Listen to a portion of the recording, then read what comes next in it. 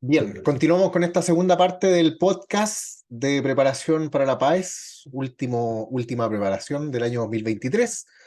Y voy a centrarme en lo que va a ser el periodo parlamentario 1891, que parte con una guerra civil, donde finalmente el presidente José Manuel Balmaceda se quita la vida, y termina, en este caso, con la Constitución de 1925. En todo ese periodo hay que destacar algunos aspectos importantes. Mire, en la paz de invierno, la prueba se pegó un salto, más o menos desde la época del Salitre, se pegó un salto, si lo pongo en términos de fecha, se pegó un salto. Desde finales del siglo XIX, póngalo usted 1870, se saltó toda la etapa de eh, todo el periodo parlamentario. Y la siguiente pregunta fue de Chile de mediados del siglo XX. Yo no descarto que eso pueda pasar, pero necesito este contenido para que usted entienda lo que viene después. Entonces, todo esto que voy a hablar, la paz de invierno no lo declaró. Eh, no aparece estipulado que se va a preguntar en la paz que ustedes van a rendir mañana, pero igual necesito que lo entiendan, porque hay conceptos que de aquí me sacan distractores y me los tiran para el otro lado. Por eso vamos a explicar esto.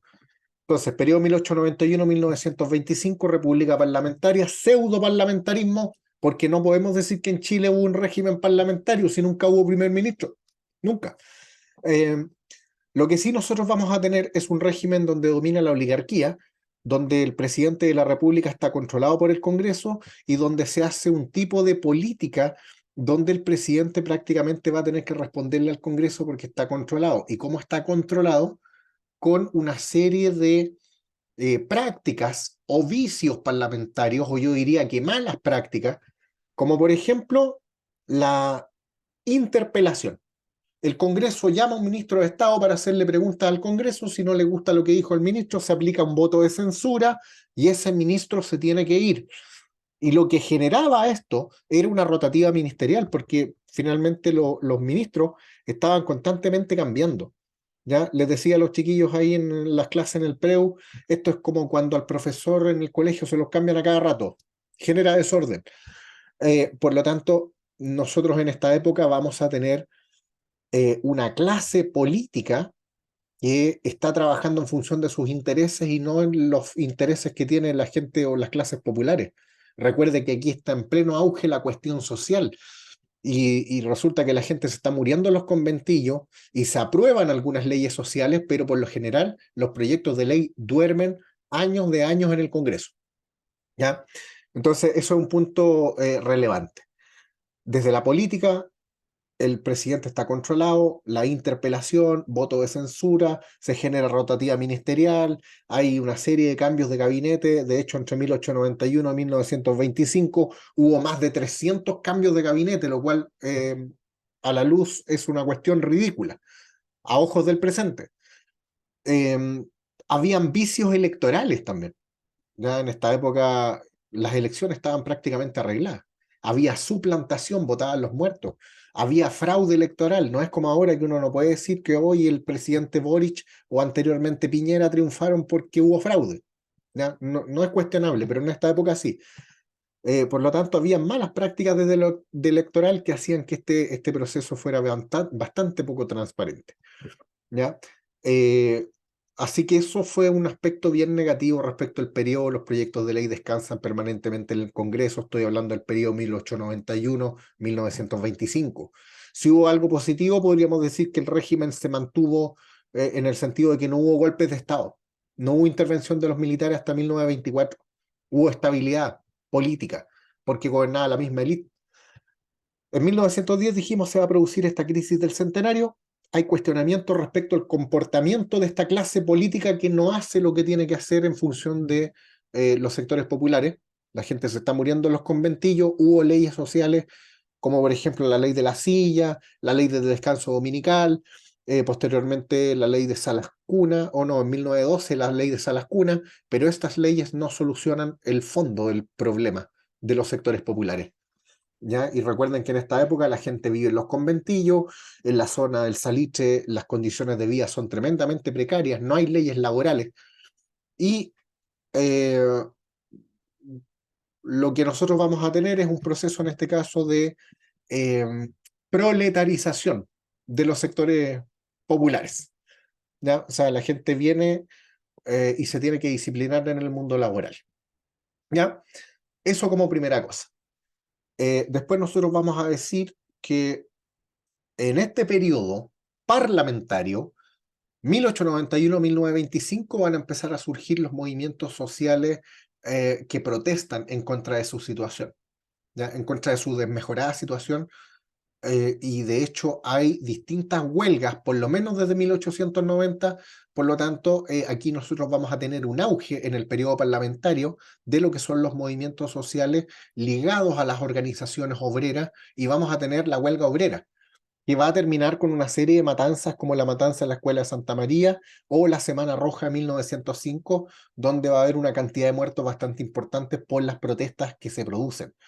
Entonces, el Estado en esta época responde frente a los sectores populares con represión. Y en esa época no había carabineros, ni gases lacrimógenos, ni lanzaagua. Aquí lo que hay es la utilización del ejército para matar a aquellos que le hacen oposición, ¿ya? Así que eso es un punto bien importante. Los sectores acomodados no saben cómo reaccionar frente a este movimiento huelguístico. Entonces, lo que hacen es básicamente reprimir a través de la fuerza militar. Voy a enchufarme porque si no se va a cortar la transmisión, ¿ya?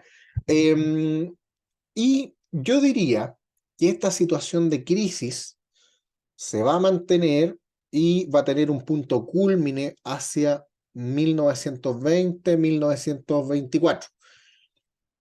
Esto es muy importante, tomen nota.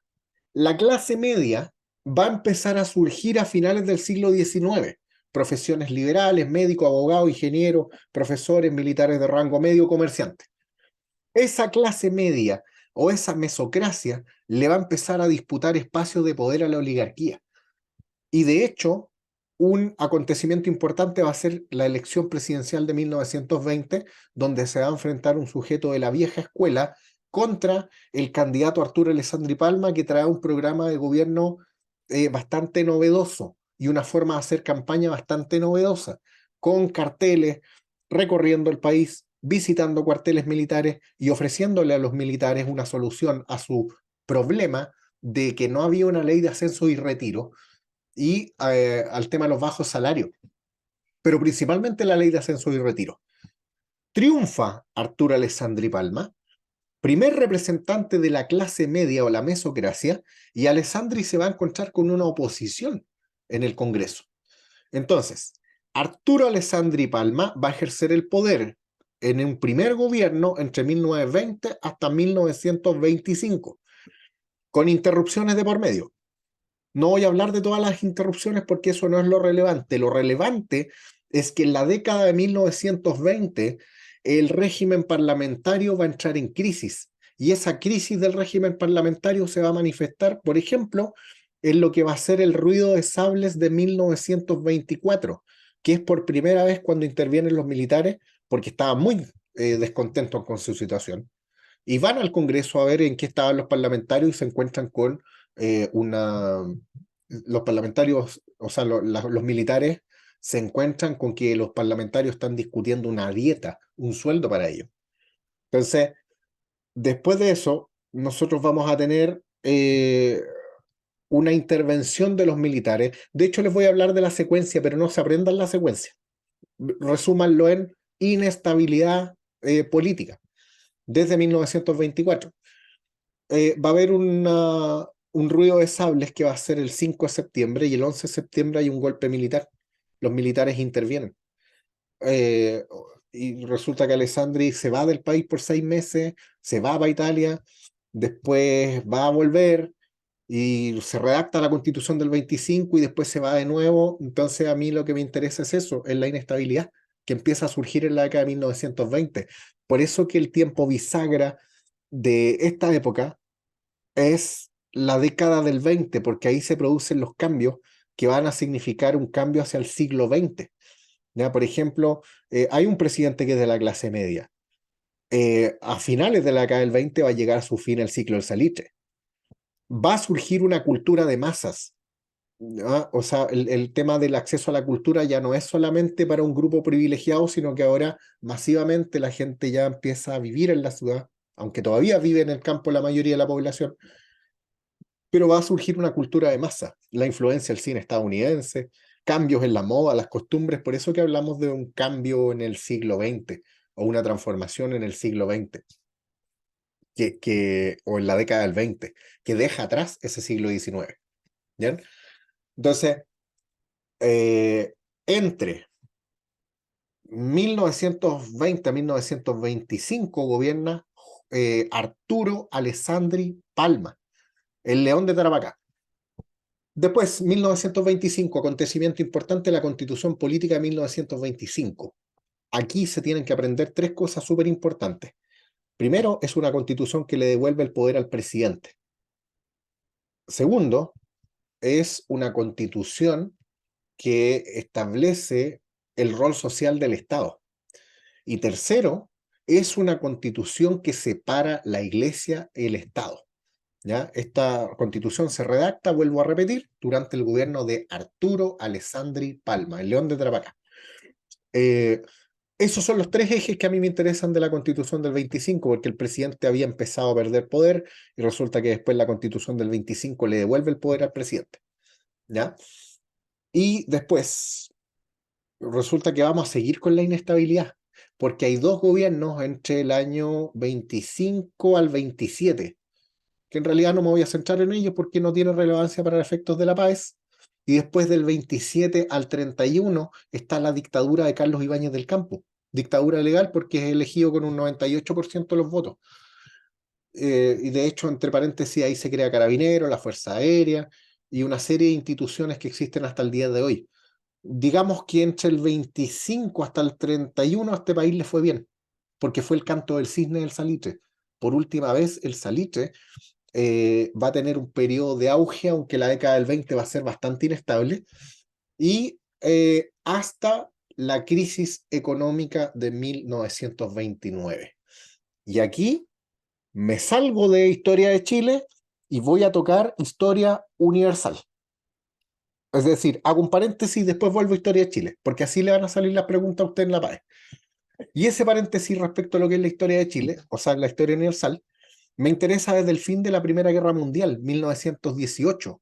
1919 se firma el Tratado de Versalles, que entre paréntesis, en medio de la guerra, los rusos se retiraron porque vino la Revolución Rusa, que no está declarada por el DEMRE en esta prueba. Nosotros vamos a tener, a partir de la década de 1920, en Europa, el surgimiento de un tipo de régimen político que se va a llamar totalitarismo, porque quieren el control total de la sociedad. Entonces, vamos a tener en Italia el régimen o el totalitarismo de Benito Mussolini. Después, en la década del 30, año 33, va a surgir o se va a consolidar el nazismo alemán, liderado por Adolf Hitler.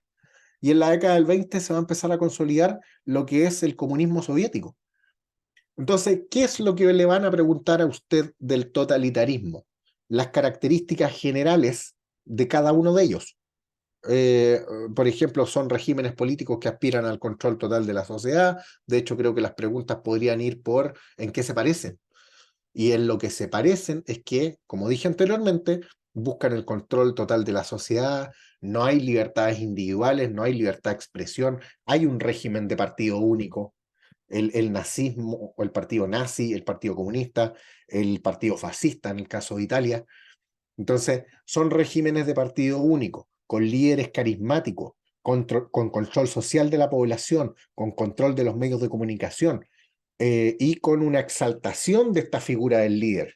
¿Ya? Por todos lados usted tiene un cuadro o tiene una foto o tiene una estatua de alguno de estos líderes y se cultiva la personalidad. ¿Ya? Entonces, esos son los aspectos en común. Y cosas en particular, el nazismo alemán se declara antisemita, antijudío, habla de la superioridad de la raza, el fascismo italiano es un estado corporativista, ese es un concepto importante, el corporativismo, el control a través de las corporaciones, ¿ya? Y en este caso, el comunismo soviético, aspecto en común, le interesa la expansión a nivel mundial. A los nazis no les interesa que nosotros seamos nazis, nos consideran inferiores, pero el comunismo soviético le interesa que en un país que está a 15.000 kilómetros de distancia como Chile nos volvamos comunistas. Le gusta la expansión al comunismo. ¿Ya? Entonces, esos son aspectos comunes y aspectos particulares. Eso es lo que ustedes le van a preguntar. ¿Ya? Después, otro aspecto eh, de la PAES, de la Historia Universal, tiene que ver con la crisis del 29.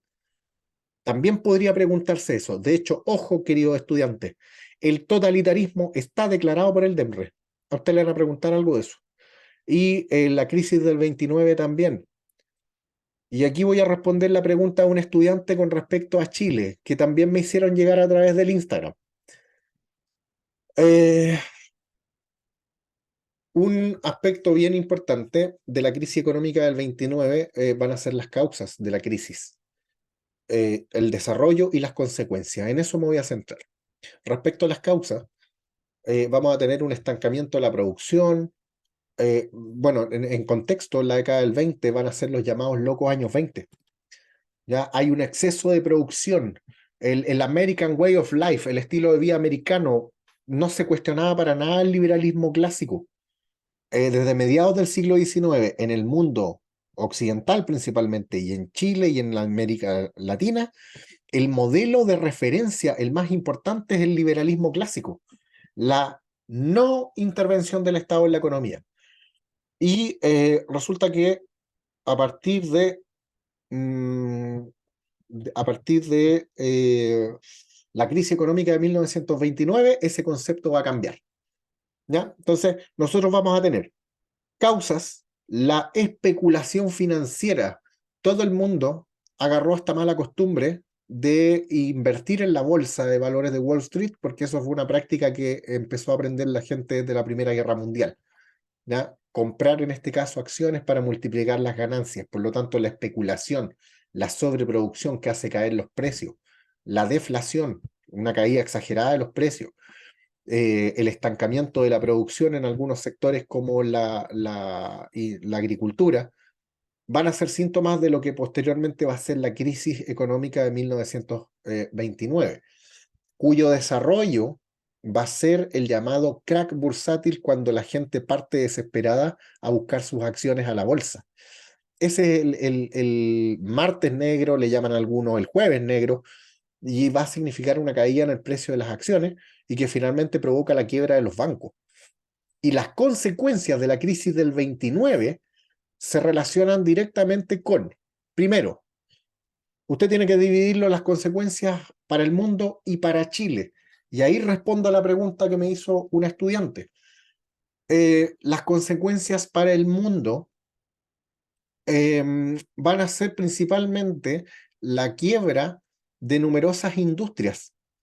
Eso es una consecuencia desde lo económico, porque el mundo construyó una dependencia de Estados Unidos, particularmente el mundo occidental, incluso Australia, Nueva Zelanda, América Latina, porque Estados Unidos es el gran prestamista. Y cuando Estados Unidos entra en crisis, se cortan los préstamos para otras naciones como por ejemplo Chile, que fue el país más afectado después de Estados Unidos con esta crisis del 29. ¿Ya? Entonces, se corta el suministro de los créditos para el mundo y el mundo va a entrar en una escalada de crisis económica internacional, lo que provoca cesantía, desesperanza, quiebra de numerosas industrias. Esas son las consecuencias a nivel mundial. Desde lo económico, a nivel político, hay gente que saca réditos jugosos de esta crisis y se consolidan los totalitarismos. ¿Ya? De hecho, en el año 33 llega al poder Adolf Hitler, fortalecido por la crisis económica del 29 que provocó la continuación de la ruina alemana después de la Primera Guerra Mundial. ¿Ya? Así que eso es bien importante de considerarlo. Eso es las consecuencias en el mundo. Vámonos a Chile. La principal consecuencia es el fin del ciclo económico del salitre. Se acabó definitivamente el ciclo económico del salitre. Los efectos de la crisis van a llegar a mediados del 31. Y esto es una consecuencia bien importante porque se acaba el ciclo del salitre. Entonces, aquí la estudiante me preguntaba cuáles fueron las medidas que tomó Chile en este caso posterior a la crisis. Mire, hay varias medidas de orden técnico y que tienen que ver con el intento de la reducción de la inflación.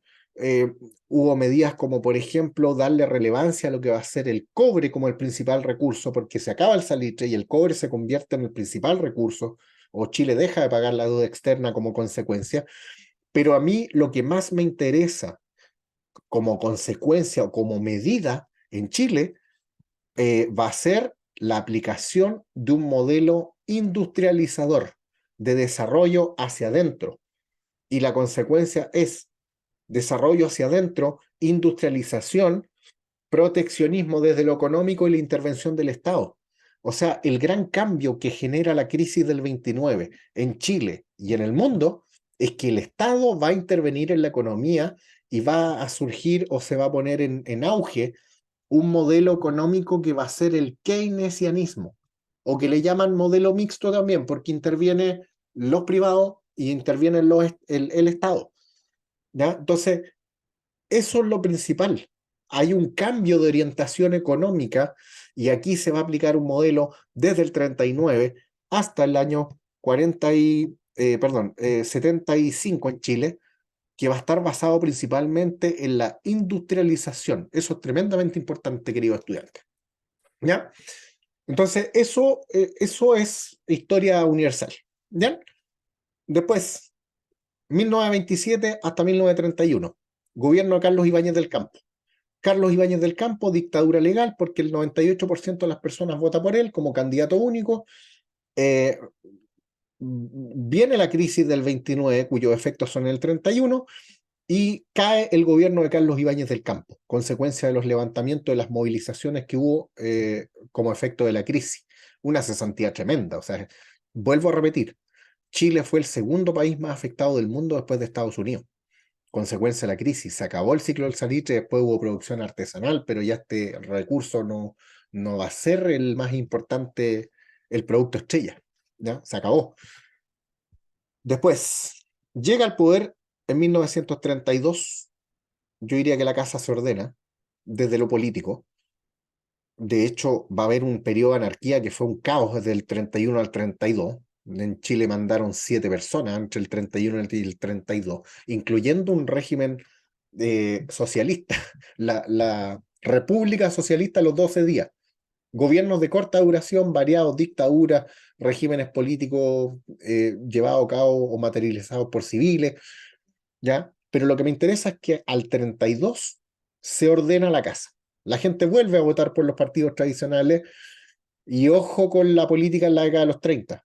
Se va a configurar un orden que nosotros conocemos hasta el día de hoy. La izquierda, lo voy a hacer así, en dirección de ustedes. La izquierda, el centro y la derecha. Escenario político de la década del 30 en Chile. Una izquierda conformada por el Partido Comunista y por el Partido Socialista. Partido Comunista surgió el 22 en Chile, Partido Socialista del 33. En el centro, en la década del 30, el partido político más importante es el Partido Radical. Y a la derecha vamos a tener el Partido Liberal y Conservador. Y frente al miedo que a nivel internacional provocaba el fascismo, va a surgir un frente amplio. No, nada que ver el Frente Amplio, ese actual. Eh, Va a surgir un Frente Popular. Y el Frente Popular en este caso le va a hacer frente, valga la redundancia, a lo que posiblemente podía ser el nazismo o ideas totalitarias que podían surgir aquí en esta parte del mundo. Pero esto surge en Europa, particularmente en España. Entonces, el Frente Popular va a llevar como candidato a Arturo Alessandri Palma. Nada que ver. El Frente Popular va a llevar como candidato a Pedro Aguirre Cerda. Y entre el año 1932 a 1938, gobierna en Chile por segunda vez Arturo Alessandri Palma. Pero este no es el mismo Alessandri de la década del 20. Este es un Alessandri que viene con mano dura. Es un Alessandri que busca orden desde lo político y estabilidad económica. Orden desde lo político, de hecho, depuró las Fuerzas Armadas, limpió todos aquellos elementos golpistas, crea la Ley de Seguridad Interior del Estado, toma atribuciones extraordinarias. Es un presidente autoritario, ya no es el mismo Alessandri buena onda de la década del 20, este es un Alessandri que viene a poner mano dura. Y pone mano dura, incluso se va a ver involucrado en la matanza del Seguro Obrero, el año 38.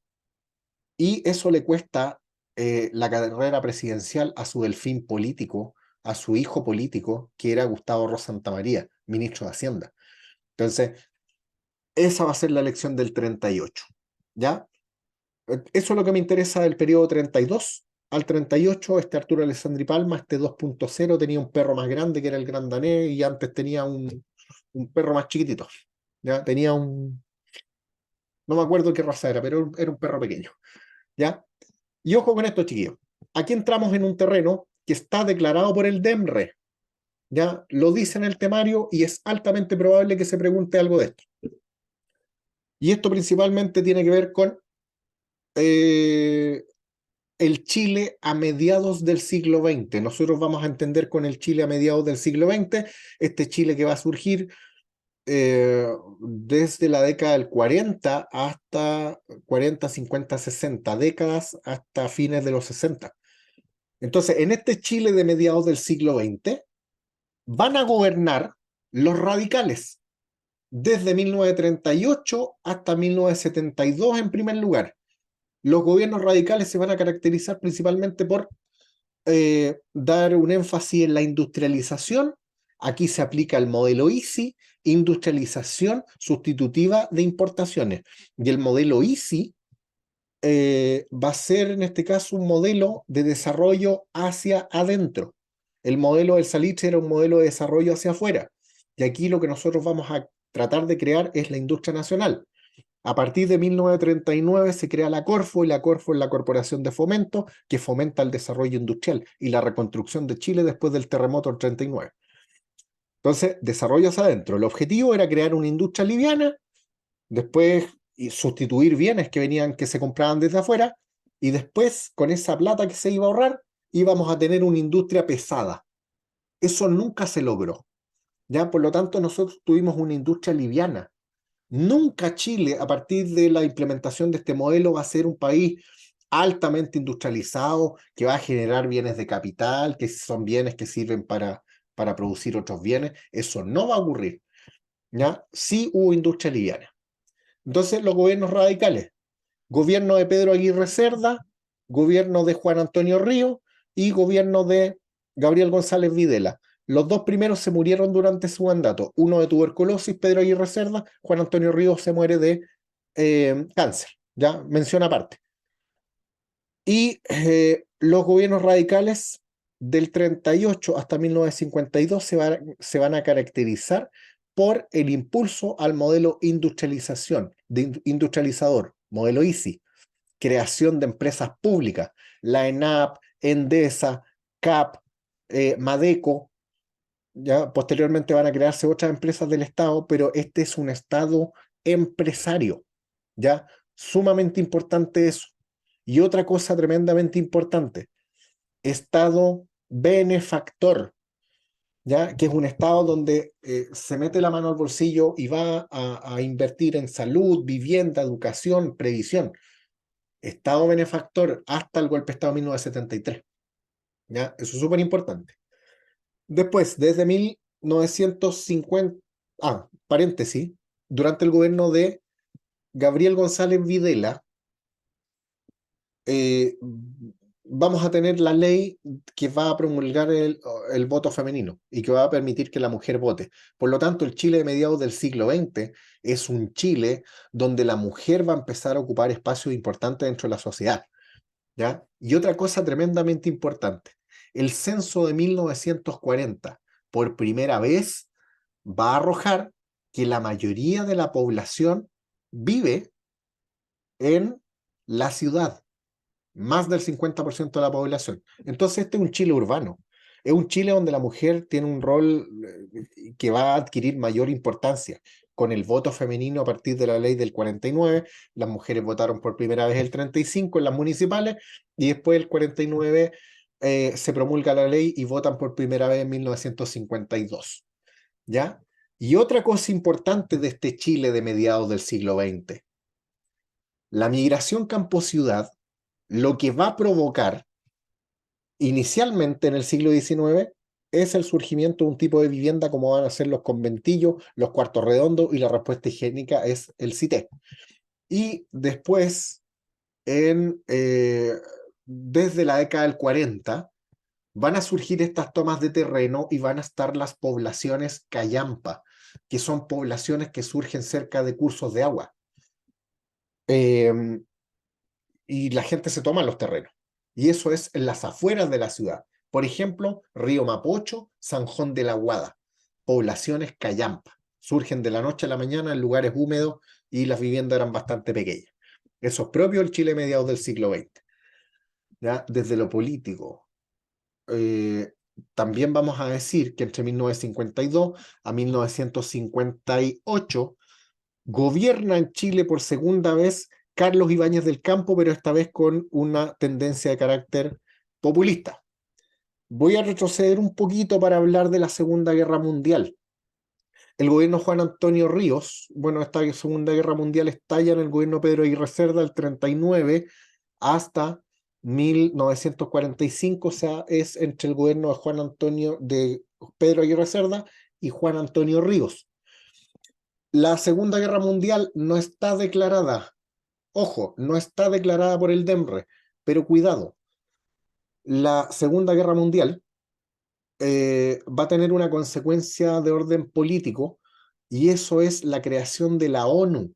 Y la ONU sí está declarada en el DEMRE. Esta cuestión va así, como que preguntan un poco cada cosa. Entonces, lo que a mí me interesa de la ONU es que es un organismo de paz a nivel internacional que va a surgir después de la Segunda Guerra Mundial. Y lo que busca es evitar un conflicto al igual como ocurrió con la Segunda Guerra Mundial. Como por ejemplo, sí, principalmente eso, evitar un conflicto. Pero a diferencia de la Sociedad de las Naciones, la ONU sí cuenta con mecanismos para intervenir ante la ocurrencia de un conflicto, como el Consejo de Seguridad, y al día de hoy cuenta con mecanismos como las tropas de paz de Naciones Unidas de mantención de la paz y de imposición de la paz. ¿Ya? Entonces, esa es la diferencia principal. Por la ONU sí le van a preguntar. 1948, Declaración Universal de los Derechos Humanos. Eso sí se lo van a preguntar. Declaración Universal de los Derechos Humanos a partir del año 48, y esto tiene consecuencia o es una consecuencia de los crímenes atroces que se cometieron en la Segunda Guerra Mundial, el Holocausto. ¿Ya? Entonces, eso es un punto bien importante a tener en consideración. ¿Ya? Después, la primera manifestación de la Guerra Fría en Chile, Guerra Fría que ocurre entre 1945 hasta 1991, u 89 con la caída del muro para algunos, 91 con la caída de la Unión Soviética. La primera manifestación en Chile es la ley maldita, la ley de defensa permanente de la democracia, que declara ilegal a los comunistas a pesar de que habían apoyado a Gabriel González Videla en su candidatura. ¿Ya? Entonces, ojo, una característica, y con esto me voy a historia universal de nuevo, de la Guerra Fría va a ser una disputa ideológica entre Estados Unidos y la Unión Soviética por el dominio del mundo. Y por lo tanto nosotros después nos vamos a ver afectados directamente con una serie de medidas, como por ejemplo la ley maldita. ¿Ya? Entonces había una competencia en el ámbito espacial, militar, pero lo principal de la Guerra Fría es la competencia y el miedo al holocausto nuclear. Los ensayos nucleares son propios de la Guerra Fría, las demostraciones de fuerza entre Estados Unidos y la Unión Soviética, con conflictos indirectos en países del tercer mundo como Cuba y como Corea.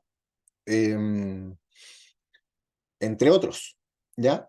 Entonces hay una competencia que se va a traducir también en la carrera espacial, característica de la Guerra Fría. Si nos vamos a esta parte del mundo, la Guerra Fría se va a manifestar en que Estados Unidos va a tratar de controlar este territorio bajo su influencia. Nosotros somos el patio trasero de Estados Unidos, ¿ya? Entonces, 1952 a 1958, a nivel latinoamericano, y esto se lo van a preguntar también, hay regímenes populistas.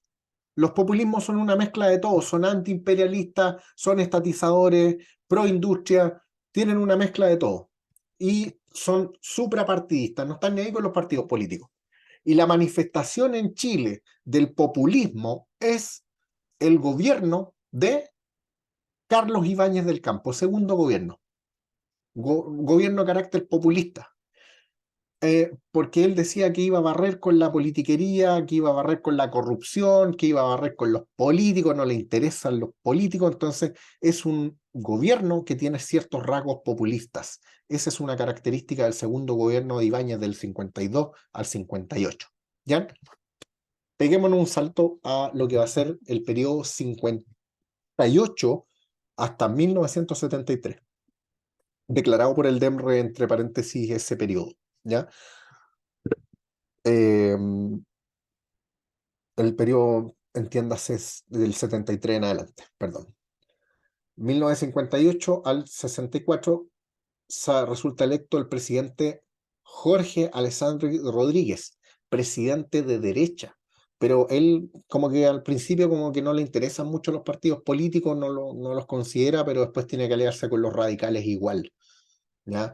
De hecho, el periodo que va entre el 58 hasta el 64, de hecho le llaman la revolución de los gerentes, porque Jorge Alessandri pone a puros gerentes de empresas. Y las medidas de Alessandri, las que a mí me interesan, tienen que ver principalmente con medidas de corte económico. Porque el modelo ICSI, desde 1955, está presentando ciertas falencias. Por ejemplo, la inflación. Ese es el gran problema del modelo ICSI. La inflación. No hubo una reforma agraria, por lo tanto el campo no acompaña los procesos de crecimiento urbano y hay una escasez de productos. O sea, Chile nunca dejó la dependencia del mercado internacional. No se logró este objetivo de sustituir importaciones, ¿ya? Y el modelo empieza a mostrar falencias, falencias que quiere corregir el primer gobierno, el gobierno de Jorge Alessandri, con medidas de corte económico, como el congelamiento de sueldos y salarios, como el cambio de moneda de lo que va a ser el peso al escudo, ¿ya?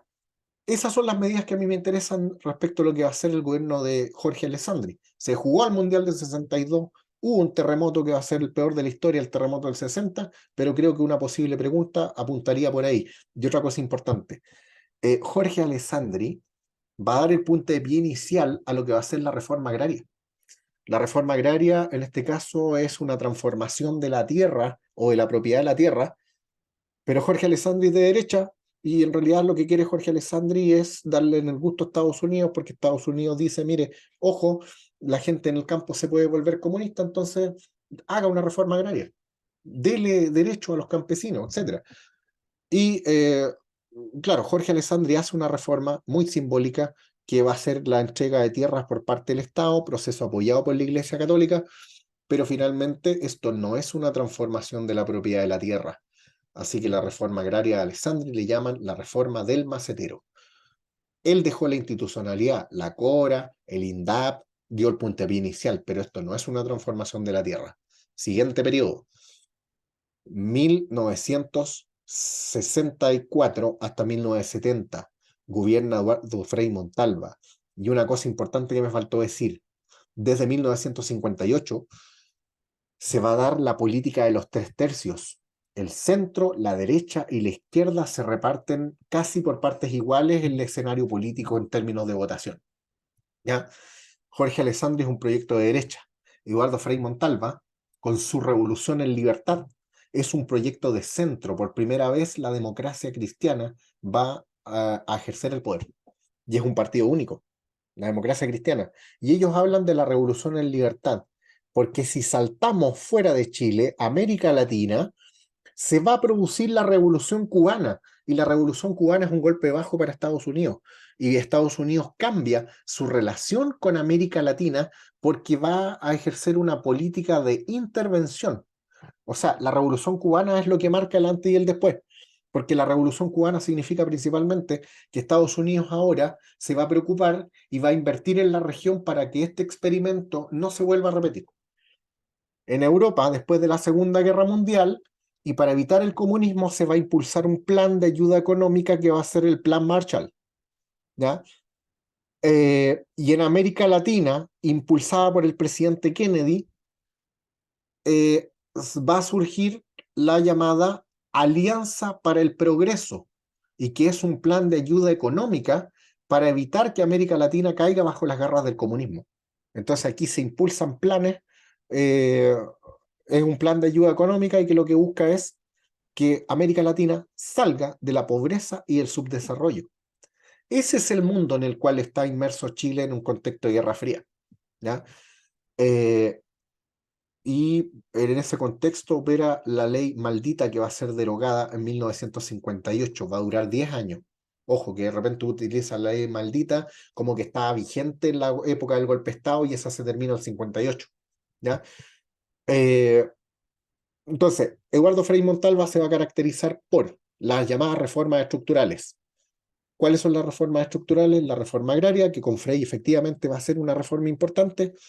La reforma agraria, vamos a tener la promoción popular, donde se crean las juntas de vecinos, centros de madres, clubes deportivos. Primero, la chilenización del cobre, donde el Estado adquiere un porcentaje de las acciones del cobre a las empresas estadounidenses. Estoy hablando del 51% de las acciones del cobre. Esa es la chilenización de Frei Montalva. Y otra cosa importante es la reforma educacional, donde aumentan los años de escolaridad, ¿ya? Eh, eso es importante en el caso de Frei. Bien, decir también que desde la década del 60 el ambiente en Chile se va a empezar a polarizar. De hecho, van a surgir organizaciones como en la derecha el Parche y Libertad y en la izquierda el MIR, ¿ya? Desde la década del 60, finales de la década del 60. Y incluso en la democracia cristiana va a surgir el MAPU. Entonces Chile vive un ambiente de polarización y que es propio de la Guerra Fría y que van a culminar finalmente con lo que va a ser la elección de Salvador Allende Gossens en 1970, proyecto de izquierda. ¿Bien? Salvador Allende Gossens, presidente que llega al poder, ratificado por el Congreso en una reñida elección en 1970, y Salvador Allende, desde el día -40, Estados Unidos va a estar interviniendo primero para que no llegue al poder, y segundo, para que no sea ratificado por el Congreso, y finalmente se va a buscar su derrocamiento. Entonces es un punto importante. Salvador Allende lo que propone es una vía chilena al socialismo. Este no es el socialismo Fidel Castro o no es el régimen de izquierda de Fidel Castro que quiere tomarse el poder por la vía revolucionaria de las armas. El proyecto de Salvador Allende principalmente es un proyecto que finalmente lo que busca eh, es la vía chilena al socialismo, construir un Estado socialista, pero eh, respetando la Constitución. Y de hecho la democracia cristiana, para ratificar a Allende en el Congreso, le hace firmar el Estatuto de Garantías Constitucionales, donde él se compromete a respetar la Constitución política, ¿ya? Entonces es un punto importante. El gobierno de Salvador Allende lo que quería era reducir la brecha de desigualdad y va a tener algunos logros durante su gobierno, como hacer la política de construcción de vivienda. De hecho, hay un proyecto que es una vivienda ahí en la Villa San Luis, en Las Condes, que después esa gente prácticamente es sacada de ese lugar.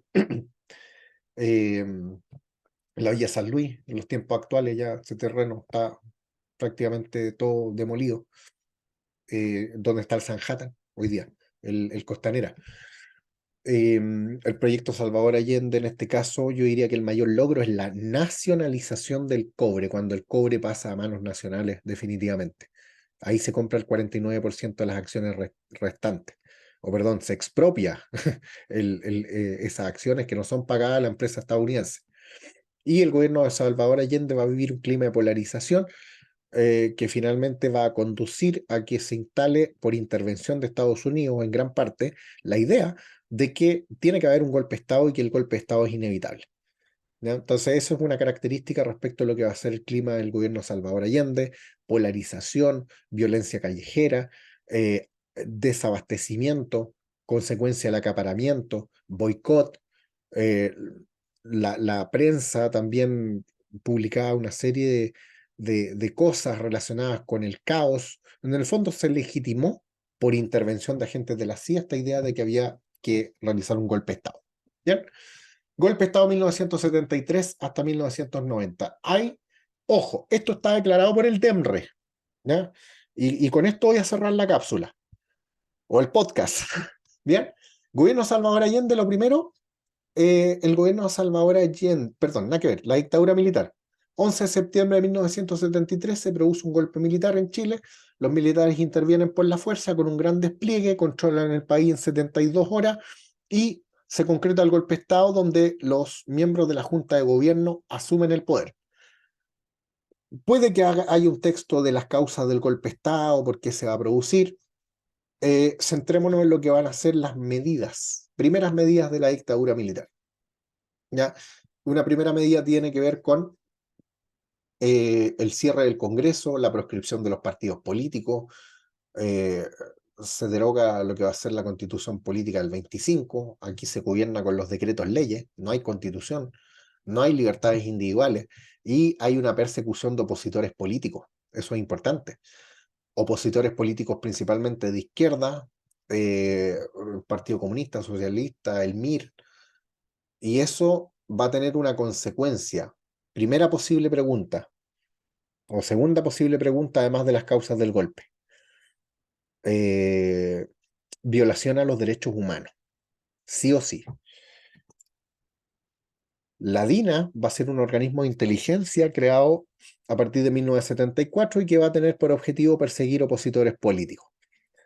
Y va a haber otro organismo que va a surgir a finales de los 70, que es la CNI. La CNI simulaba enfrentamientos y hacía ver que había un enfrentamiento con organizaciones terroristas de izquierda, pero eran puros enfrentamientos simulados porque mucha de esa gente era ejecutada antes o era prácticamente llevada moribunda a los lugares donde habían estos enfrentamientos supuestos y finalmente eh, nunca había enfrentamiento, había un show televisivo, sí, la CNI. Entonces, en Chile, entre 1973 y 1990, se violaron sistemáticamente los derechos humanos por parte de organismos de inteligencia y el aparato represor del Estado. Esto no fue una consecuencia, esto fue una política planificada y eso se va a concretar también en distintos centros de detención y tortura a lo largo del país. Y situaciones como la caravana de la muerte que iba recorriendo el país ejecutando opositores políticos. ¿Ya? Violaciones a los derechos humanos. Otro tema que usted le van a preguntar es que a partir de 1975 y consecuencia también de la inflación creciente que tuvo el modelo Easy, se va a implementar un modelo económico nuevo que va a ser el modelo neoliberal. Posible pregunta de Páez. Características del modelo neoliberal: privatización, apertura al mercado internacional, política antiinflacionaria y esta idea de bajar los aranceles y generar un proceso de apertura unilateral a los mercados internacionales. ¿Ya? Se aplica esta doctrina de shock donde hubo una reducción del sector público. O sea, lo que quiere el modelo neoliberal es reducir la importancia del Estado o la participación del Estado en la economía, reducirla a su mínima expresión. Y eso va a implicar una política de shock, que es la implementación del modelo, la desarticulación de los programas sociales y la reducción del aparato público. Y en los 80, este modelo neoliberal se va a transformar o se va a traducir en la diversificación de exportaciones. Y por eso que Chile va a exportar una serie de productos al mercado internacional. Cobre, va a seguir exportando cobre, pero se suman variedades de frutas, salmón, celulosa y una serie y un montón de productos que llegan desde afuera.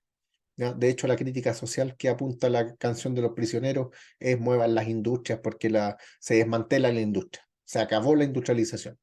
¿Ya? Posible pregunta, modelo económico neoliberal.